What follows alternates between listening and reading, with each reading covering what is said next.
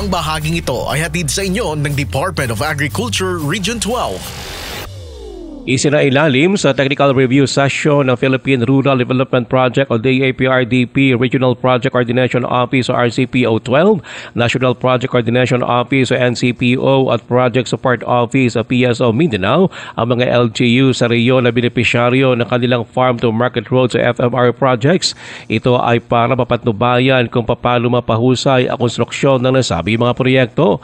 Nabigyan ng technical assistance sa mga FMR projects ng 6 na mga local government units o LGUs.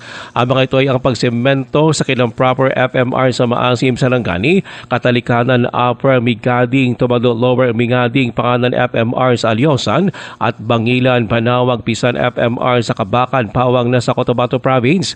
Ipasesemento rin ang Rangay Lamba FMR sa Banga at Pulunuling Simbo FMR sa Tupi, South Cotabato, maging ang Bilumin Kapingkong FMR sa Lambayong, Sultan Kudarat.